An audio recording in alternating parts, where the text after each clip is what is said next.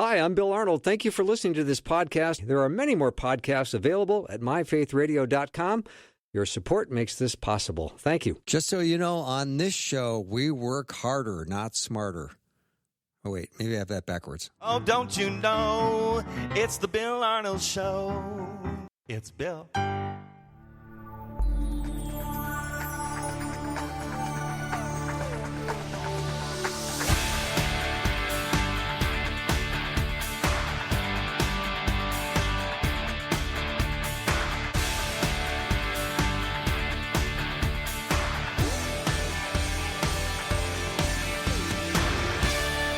And a warm welcome to the Bill Arnold Show. I'm the Bill Arnold part of that short sentence.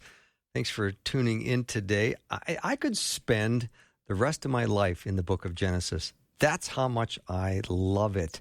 And whenever I get a chance to talk Genesis, I always take full advantage of that opportunity. And I'm going to get a chance to do it with Dr. David T. Lamb today. He's the McCrae Professor of Old Testament, the Dean of the Faculty. And we are looking forward to going through a number of parts of Genesis today, and we're going to focus a little bit on Abraham, which I'm looking forward to. David, welcome to the show. Hey, Bill, it's great to be with you. Yeah. Do you have a very fond summer memory when you were a kid? Wow. I played a lot of tennis. Oh, cool. And I grew up in Iowa, and it was hot. Yes. And so I won't talk about walking beans or detasseling corn. Those were less fond memories. Yeah. But I love to play tennis, and I spent a lot of my summers playing tennis. So that was a blast. Nice. Did you ever say anything dumb enough to your parents like, I'm bored? Because I remember saying that to my mom once, and she said, well, why don't you go clean the garage? It's like, well, I'm not that bored. I'm not that bored. I'm sure I said a lot of dumb things to my parents, but gosh, let's see. Yeah, I mean, we did this. We had this similar conversation. I'm bored. Yeah, why don't you go vacuum the living room? Yeah. It's like, okay, I'll shut up. I won't complain. Well, I love that you're a tennis player, and that is a great sport. You can play your whole life. We have a pickleball court in our driveway. So I painted it on our driveway. And so I play more pickleball these days. Okay. And it's probably a little better for those of us who are getting older. Yeah. Well, I meant what I said. I could spend the rest of my life studying Genesis. There's so much in it.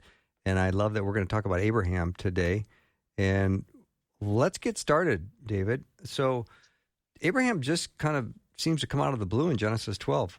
Where did he come from? Yeah. I mean, it is kind of a little strange. I'm sorry, a little strange. He just kind of arrives out of nowhere. But if we keep reading back to Genesis 1, we find that we can trace Abraham's genealogy. And he is actually a descendant of Noah, as is, according to the Bible, everybody. Mm-hmm. But we keep going further back. Abram is actually a descendant of Adam, as is everybody according to the Bible. And we all need to remember that, God breathed the breath of life into Adam. And so, there's a way that we can kind of trace Abraham back through Noah, back through Adam, back to connection to God back in Genesis 1. I think that's pretty cool. We also know from chapter 11, well, that, his father is Terah, and Terah's family was already planning to go to Canaan, but then they got stopped and got stuck in the land of Haran. Mm-hmm. So that's just a little bit of background, but it is kind of strange that God just decides, I'm going to pick this guy, Abram. Yeah. I'm going to work through him. Yeah. But it is kind of curious. David, do you feel like we get an adequate introduction to Abraham? Because he's such a key player in this story. Yeah, I mean, again, we find out other things about Abram from other parts of the Bible. We find out that he's from Ur of the Chaldees, and they worship his family worship other gods beforehand, but it does kind of set up the story well.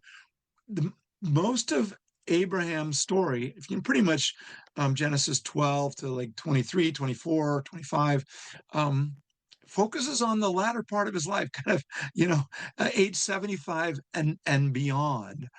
And for if you have some listeners in that age group, or maybe any of us who are, I'm in my mid 60s, any of us are in that age group as well.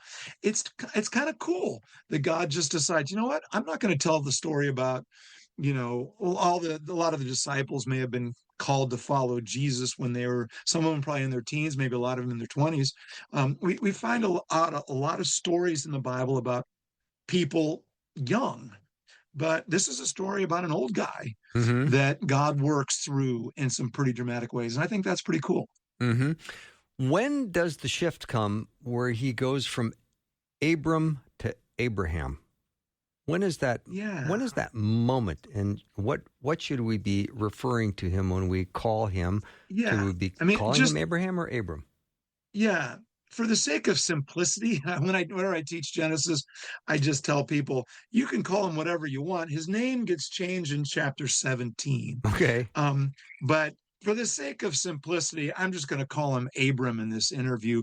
I won't distinguish between stories from the first few chapters and stories from the later chapters. His name, his initial name, Abram, just means exalted father, which sounds great. And then there's a little HA in English that gets inserted in the middle of the name. And it's hard to know exactly what that is supposed to mean in the Hebrew. Mm-hmm. But the text explains it to us that it just means that his name means father of a multitude. Okay, it's kind of hard to get that clearly from the Hebrew, but the text makes it clear so we don't have to worry about too much. But I mean, the irony here is even when, in chapter 12 and in chapter 17, whether he's exalted father or father of a multitude, he's not a father yet. Although he does become a father through Hagar. Maybe we talk about that a little bit later. Mm-hmm. Hagar of Ishmael. But for most of this story, he's not a father at all. So there's kind of an irony there in his name, which kind of pushes into some of the tension. That's going to be a big tension as we kind of follow through Abram's story. Mm-hmm. David, would anyone live today with the kind of trust that Abraham had? Because when God says, I'm going to send you out, Abraham kind of said, well, where? And God says, well, I'll tell you later. Just go. And then God says, well, I'll give you some land. And Abraham was like, great, where? Well, I'll tell you later. Just wander. Yeah. And then it's kicker. It's like when your kids are young and you say, we're going to go on a road trip, they probably just say, okay. But as your kids get older, maybe teens or something, where are we going? Yeah. And Abram doesn't really get that. It's like, so again, Genesis 12 now, God comes along and says, hey, I'm going to take you to this new place. Well, where? Well, we'll find out. Yeah. So, and then I'll give you a child, and it's like, well, how? And God says, well, I'll tell you later. Just wait. Yeah. And the child thing is, God makes that promise to him on multiple occasions, but there's not a lot of clarity about that. There's just a lot of kind of waiting and trusting. Again, waiting and trusting is a big theme for people in the Bible. Abram had to wait for a son. Joseph had to wait for his dreams to be fulfilled. Jacob had to wait for a wife. The people of Israel had to wait for deliverance from Egypt for centuries. And so, if any of your listeners out there are waiting for something to happen, yeah, you're in good company. Yeah, no And kidding. the great thing about waiting is it forces us to be dependent upon God. Hopefully, it'll motivate us to pray, but kind of to be looking to God. And as we read through Abraham's story, he cried out to God a lot and was clearly waiting on God. And that's although he had a couple a couple problems along the way, but Yeah. he was a man of great faith. And then, miracle of miracles, a son is born. I mean, he's an old man. He's like 100 when Isaac is born. And then God says, "No, I want you to sacrifice your child." And Yeah. Abraham says, "Why?" And God's like, "Well, I'll tell you later."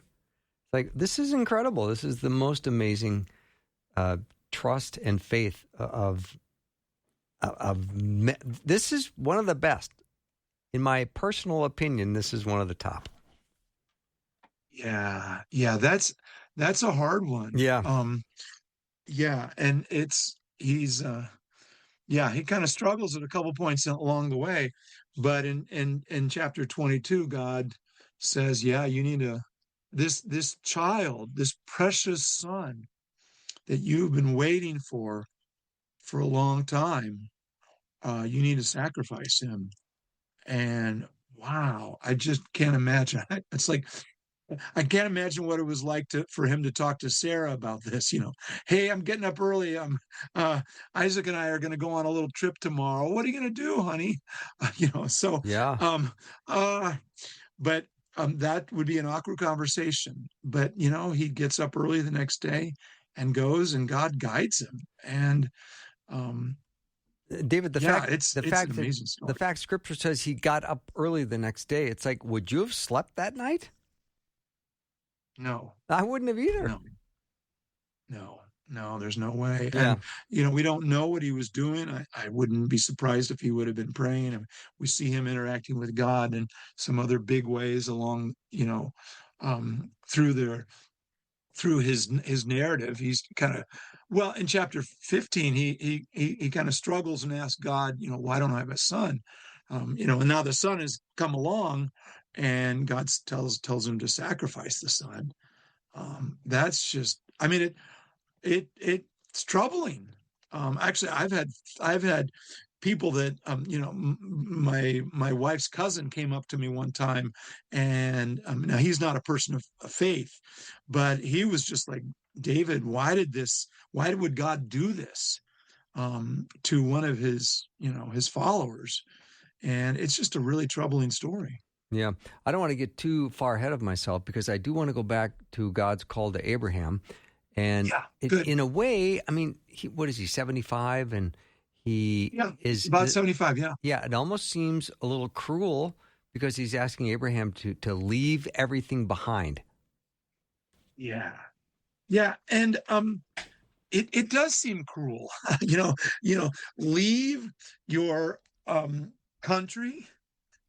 Just again, Genesis 12, your country, your kindred, and your father's house, go to this land that I'll tell you later. Right. We think, I mean, the trip was maybe a couple hundred miles. It's hard to know exactly. We have a rough idea of where Haran is, but now we think, a couple hundred miles, no problem. We'll just jump in the car, put the kids in the SUV or whatever we've got, a van. But back then, a trip of a couple hundred miles, maybe 500 miles even, that could take months easily, because your family, his limited family, and his livestock, his animals. So this was a big deal. This would be like moving to a different continent for someone from the Midwest, move to a different continent. The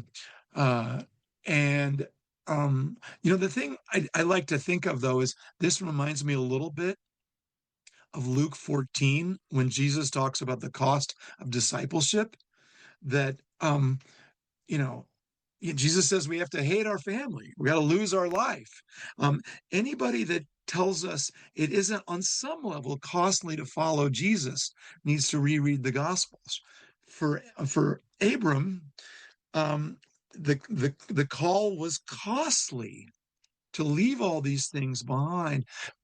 God wanted Abram to be in a place of dependence on him. Mm-hmm. But then notice what God says, and I'm going to bless you. I'm going to make you a great nation. I'm going to make your name great. I'm going to bless those who bless you. I'm going to bless all the families of the earth through you. And I think the beautiful thing here is this blessing. We can trace this blessing when God blessed the first humans in Genesis 1. And then he says, hey, be fruitful and multiply, fill the earth. God wanted his image bearers to fill the earth. And he's kind of laying out the plan now in Genesis 12. And then all the families of the earth are going to get blessed through Abraham. Well, Matthew 1 starts out and talks about Jesus, the descendant, the genealogy of Jesus, the Messiah, son of David, son of Abraham. Mm-hmm. Jesus was this descendant of Abraham that God was going to bless all the families of the earth through.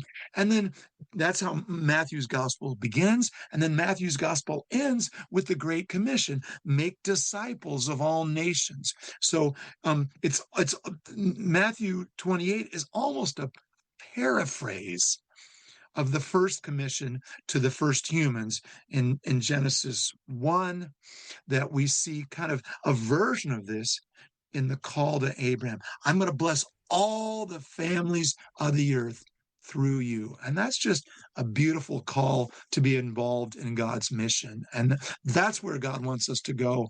And I think it's amazing, it's costly, but God has a big plan, and it's pretty exciting. No, it is absolutely exciting. Dr. David T. Lamb is my guest. We're going to continue our discussion of Abraham in Genesis after just a short break. If you have a question or a comment regarding our conversation, let me know what it is and send it over on the text line, 877-933-2484. Wyatt will have us back in 90 seconds.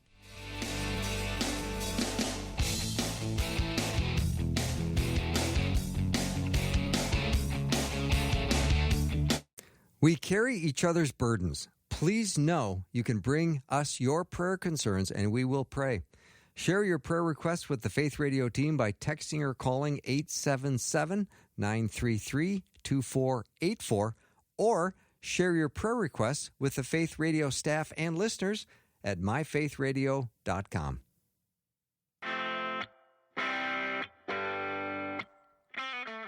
I'm back with Dr. David T. Lamb. We're talking about Abraham in Genesis.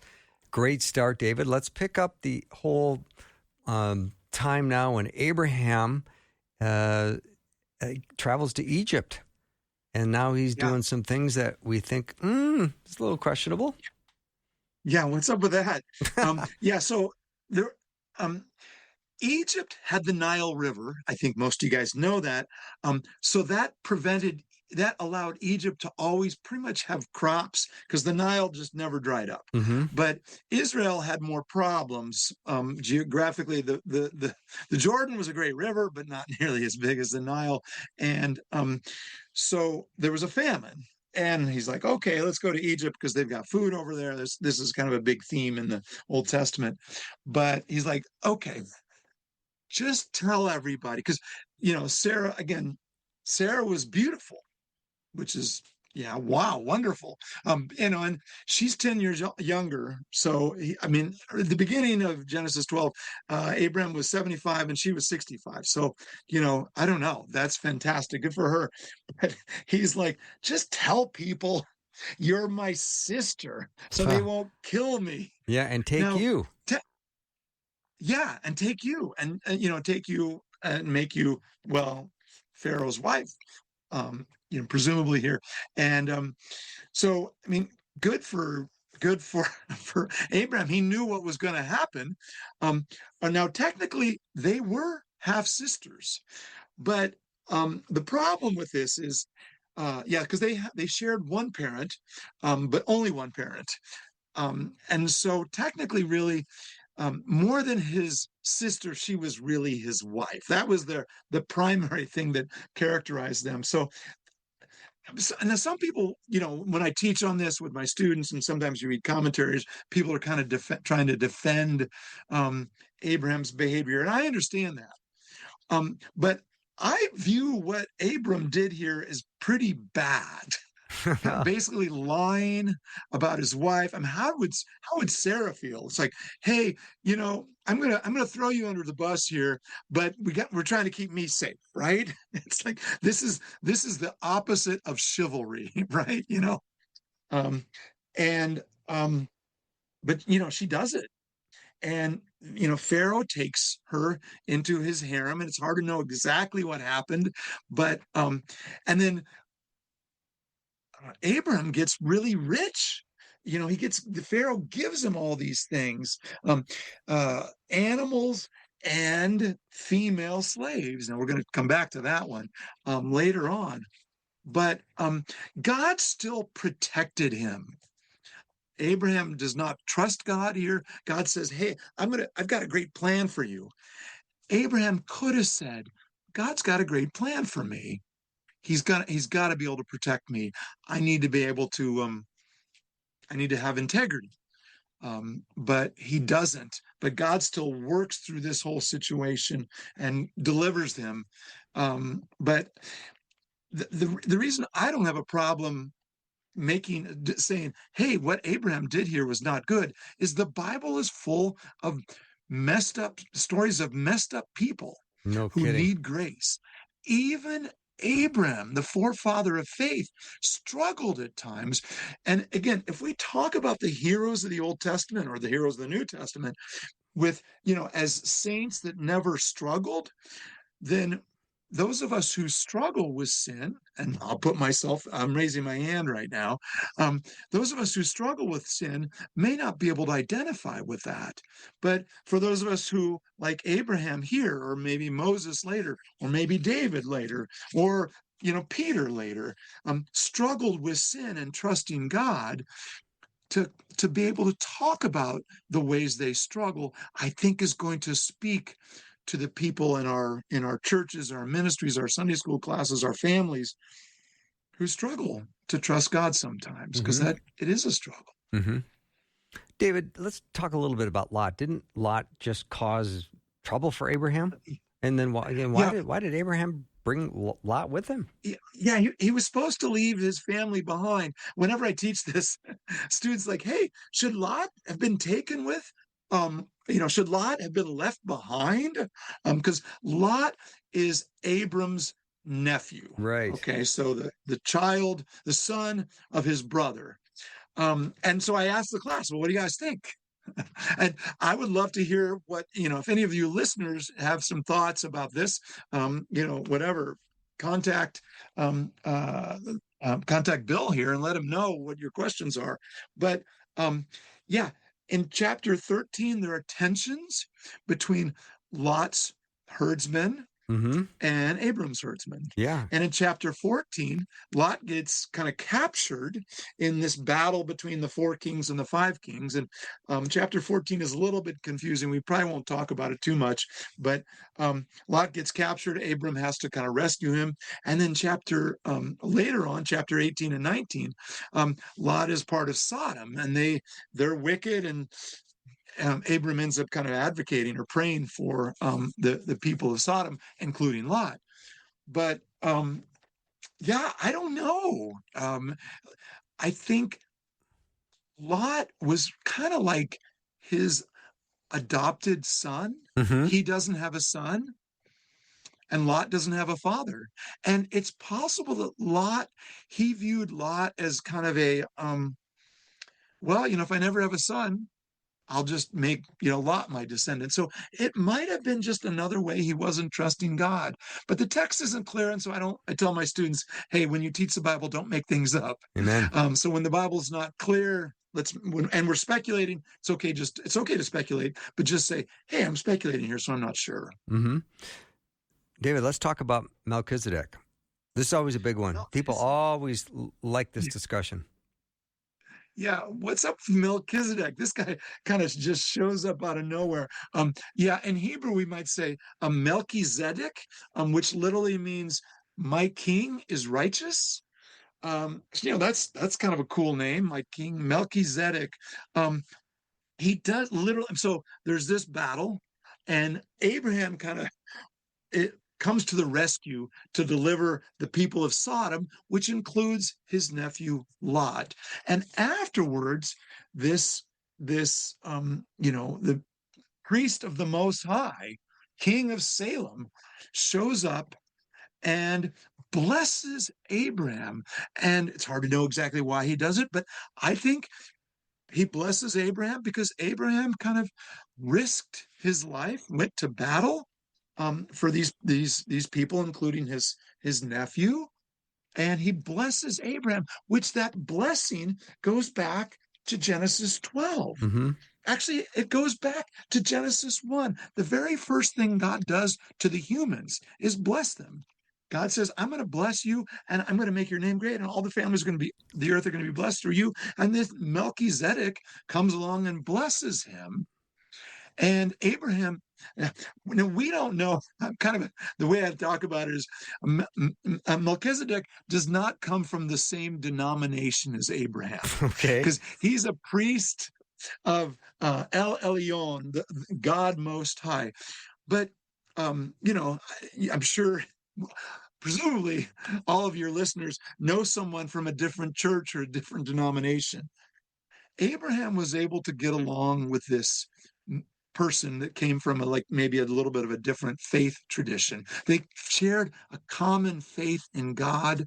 And so Abram gives him a tithe. And I think that's beautiful. Do we get along with Christians from other churches? Well, Abraham did. Mm-hmm. And as it turns out, Melchizedek shows up a couple other places in the Bible, not a lot.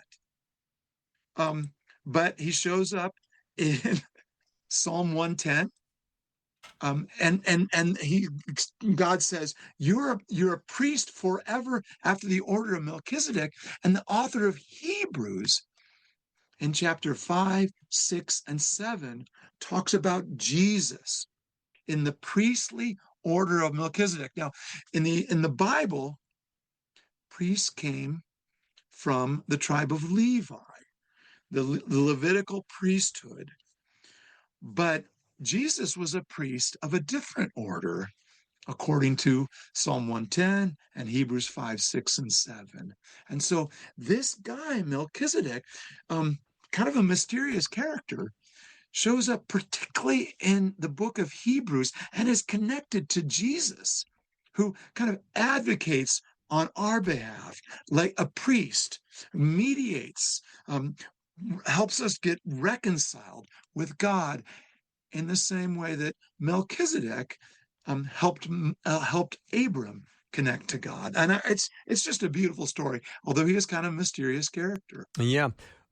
David, what is the significance of Melchizedek bringing bread and wine to Abraham after Abraham's victory in battle? Yeah, that's a great question. It's fascinating, and a lot of people really see a kind of a foreshadowing or maybe a precursor Mm-hmm.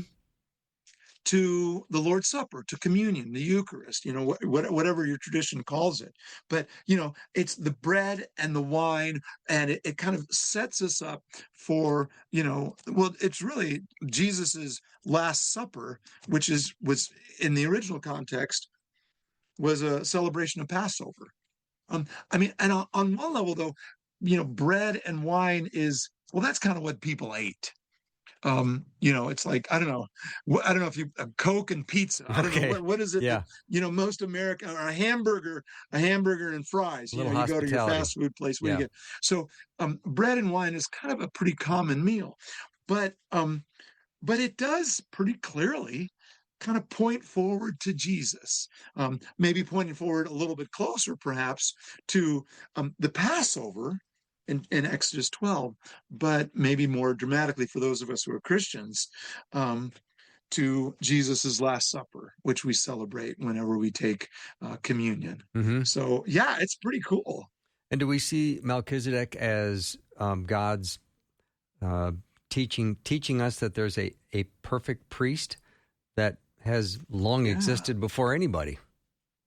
Yeah, going way. And where does this guy come from? Yeah, exactly. We don't know. There's no lineage. There's nothing. Yeah, and Hebrews kind of, emphasize, if this is something you're interested, read Hebrews 5, 6, and 7, and Hmm. particularly chapter 7. There's going to be a lot of great stuff there about Melchizedek. But yeah, he comes out of nowhere, and um, but we see this connection. He bringing in the bread and wine, and kind of sets us up for Jesus, who is a priest in the order of Melchizedek. Yeah. And it's a great story. It is so interesting. We're going to take a little break and come right back with Dr. David T. Lamb. You can go learn more about David at his website, davidtlamb.com. We'll be right back in just a minute.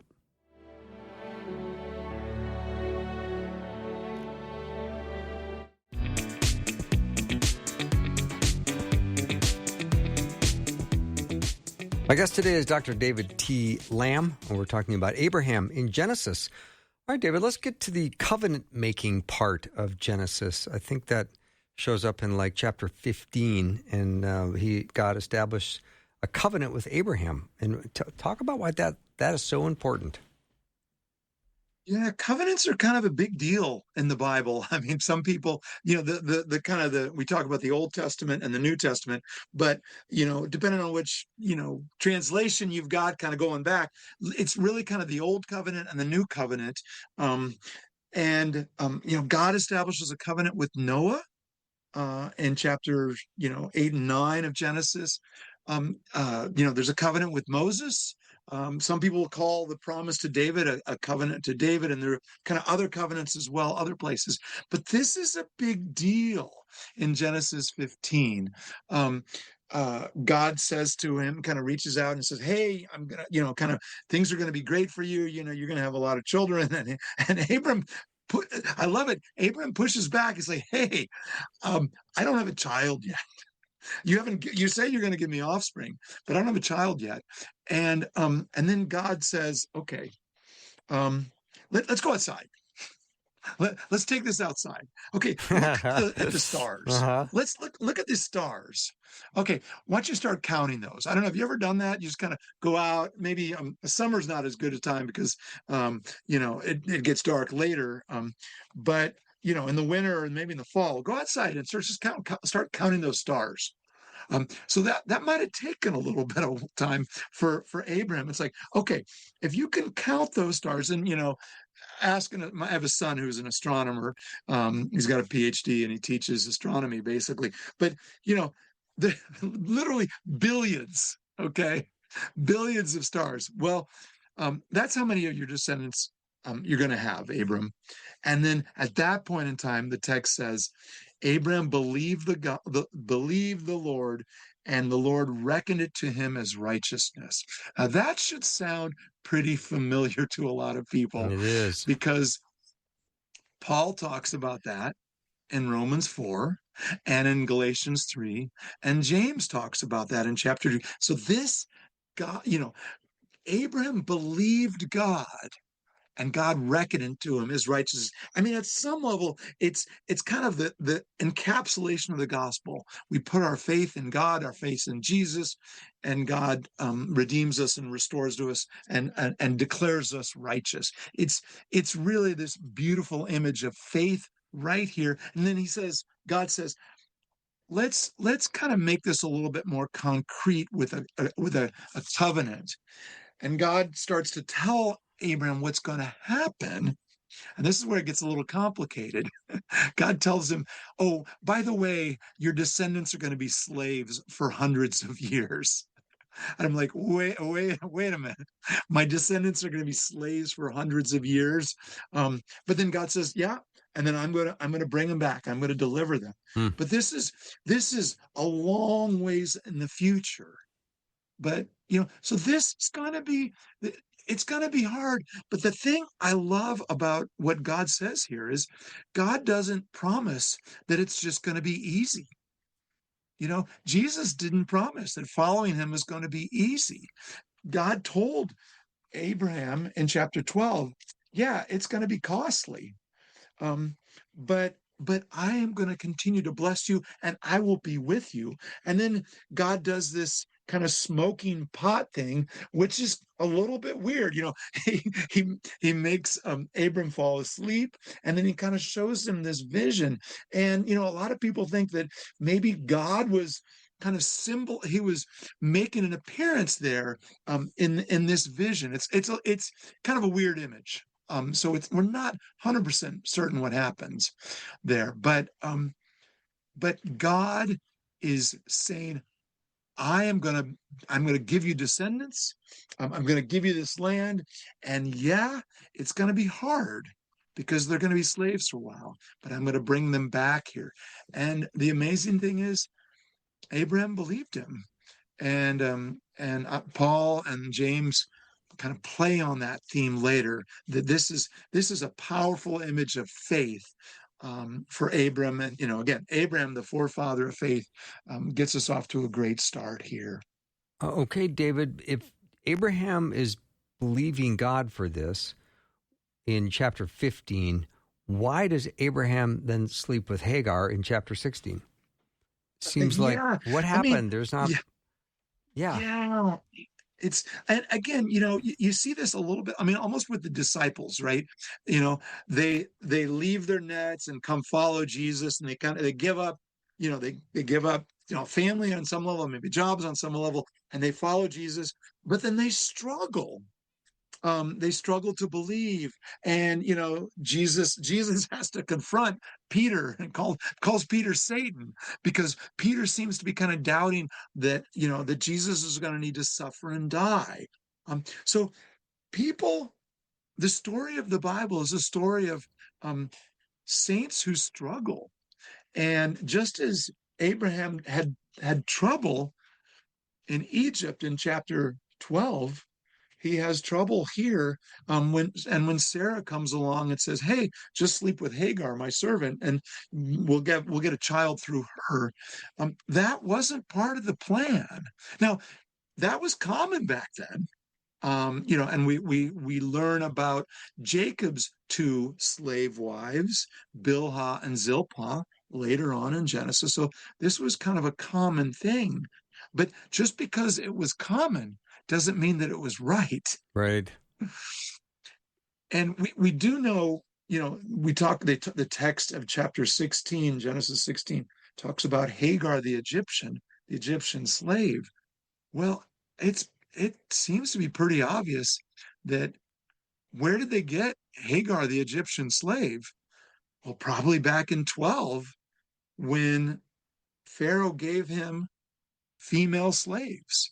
And so we kind of see this point of connection back to this other time that Abraham believed God in chapter 15, but he struggles here. And again, the story of the Bible is about people who struggle, and that's okay. And God continues to work through them.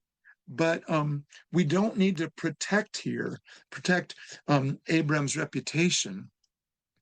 The thing that for me that is really dramatic is, there's tension between Hagar and Sarah once Hagar becomes pregnant, and we could talk a little bit more about some of the textual issues there, but Hagar ends up running away, and God pursues Hagar in this moment of, vulnerability. You talk about someone who is kind of marginalized, if you will. Hagar is single, she's foreign, she's a female, and she's pregnant.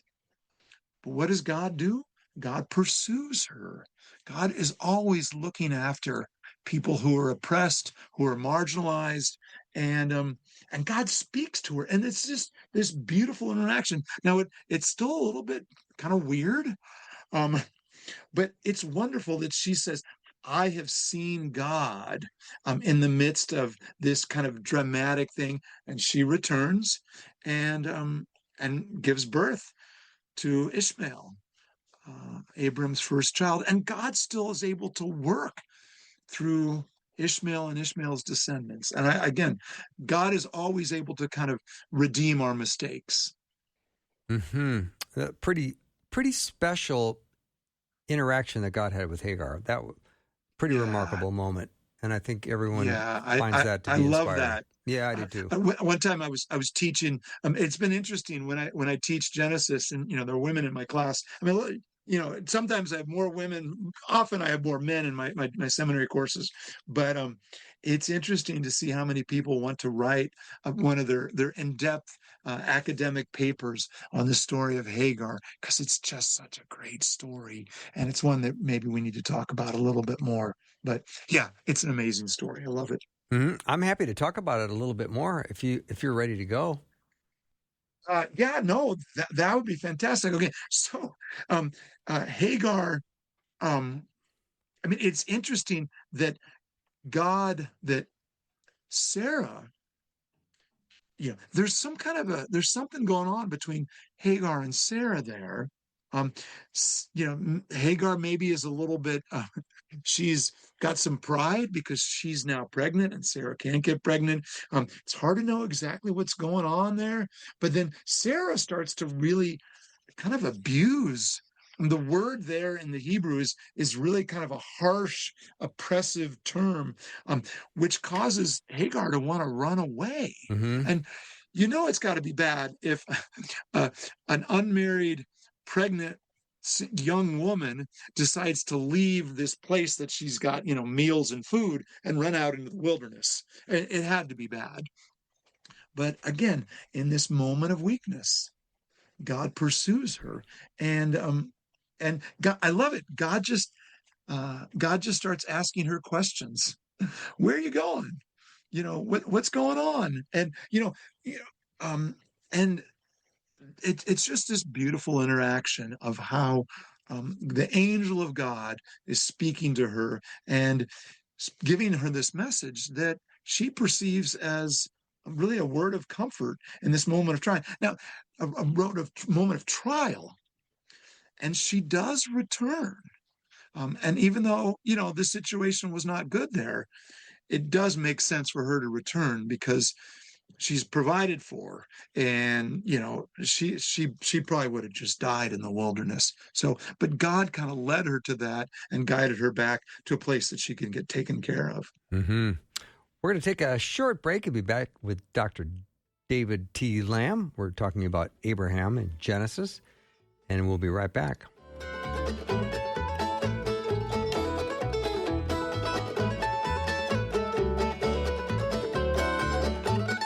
You might be the kind of person that goes to Paris and still listens to Faith Radio on the app. And I'm thinking of a particular couple from northern Minnesota.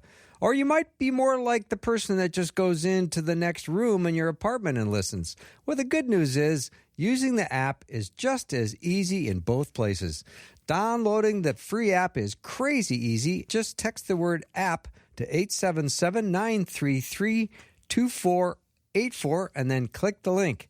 And if you happen to be in Paris, there is a coffee shop, but you should see the prices of biscotti. They have gone through the roof. I recommend avoiding it.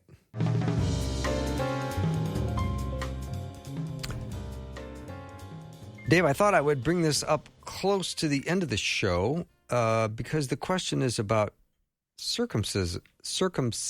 Yeah. And why would God require circumcision as a sign of the covenant? And I mean, come on, Abraham's 99. Yeah. It's troubling to me. This guy's 99. He's trying to, father a child, and circumcision may be a little complicated, to kind of figure out how that's going to work out. Mm-hmm. So, I mean, one thing we do need to say is the Israelites were not the only nation that circumcised people. Okay. But for a guy who's 99, wants to still become the father of a son, circumcision would be a risky move. It would take incredible faith. And just as it took incredible faith for Abraham to leave in Genesis 12, it takes incredible faith in Genesis 17 for Abraham to get circumcised. And it's going to take incredible faith in Genesis 22 for Abraham to offer to sacrifice Isaac. But I mean, again, Abraham struggled in Egypt and with Hagar. But these other times he was circumcised. Mm-hmm. And that's just amazing. I just think he just trusted God. And again, I don't know how long it might take for a 99-year-old guy to recover from a circumcision, but a year later, Isaac is born. And again, I'm speculating a little bit here, but I think it would be reasonable for the first time that Sarah and Abraham to be intimate after his circumcision was when Sarah got pregnant. Again, I'm speculating here, Right. but I just think, how cool is that? He trusted God, Yeah. and God gives him Isaac a year later, and it's just amazing. And again, you know, there's struggles for the people of God, but God God often calls us to do risky things. I mean, God calls these people to go overseas and do missions. And, I don't know what God is calling you to do that's kind of risky right now, kind of caring for a neighbor, or giving money to your church, or giving whatever it is. Take a risk to talk to somebody at your work about God or about Jesus. God is always calling his people to take risks, just as he did Abraham to get circumcised in Genesis 17. And if God's not, we need to be sensitive to God's spirit to obey the kind of wild, risky things that God calls us to. It's just an amazing story. Mm-hmm. If we don't talk about God at work, I think we get fired here. Isn't that true, Wyatt? Last time I checked, yeah. That's it. Then we get let go. That's the whole plan. All right. We don't have a lot of time left, Dave, but I want to ask you about in Genesis 18, the Lord appeared to Abraham near the great trees of Mamre while he was sitting at the entrance to his tent in the heat of the day. And he looked up and saw 3 men standing by. So who did Abraham think he was hosting? Put on a little meal? What was he thinking? Hard to know. Yeah. I mean, we're not 100% certain. Some people see kind of the Trinity here. I think that might be a little bit speculative. Okay. But again, I tell my students, don't make things up. But in any case, he wanted to show hospitality to these guys. And hospitality is a huge deal, both in 18, and we're going to see that in chapter 19.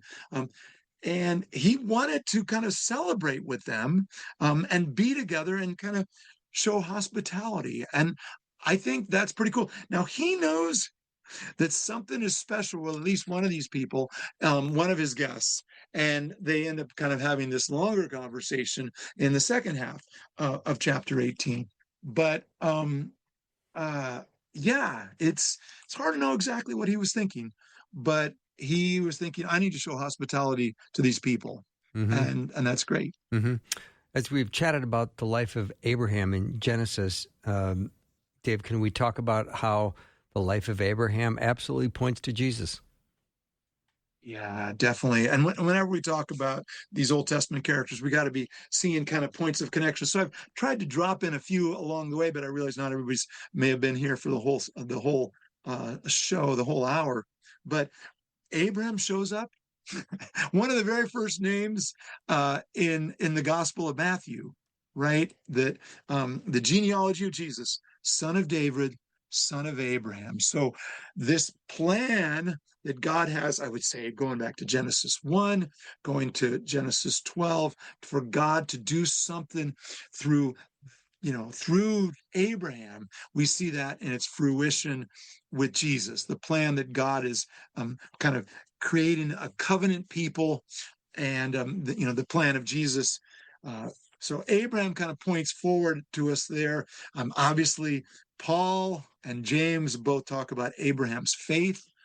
Again, Abraham didn't really believe in Jesus, but he believed in God, and that kind of points us forward to the way that Jesus kind of sets us up and then the other thing that we've talked about is Abraham's story talks a lot about costly obedience, which again I think sets us up with Luke 14, the cost of discipleship. When Mm-hmm. Jesus was always talking about what does it mean to follow him, if you don't, hate your family, etc., you can't be my disciple. Mm-hmm. And so I think there are a variety of ways that Abraham kind of points us to Jesus, and we just kind of trace that story through the rest of the Old Testament and certainly throughout the New Testament as well. Thank you, David, so much for doing the show today. It's always a delight. It's been my pleasure. You bet. Dr. David T. Lamb has been my guest. Go to his website, davidtlamb.com. You can learn more about David. That wraps up our show for the day and for the week. Thank you for supporting Faith Radio. See you next week.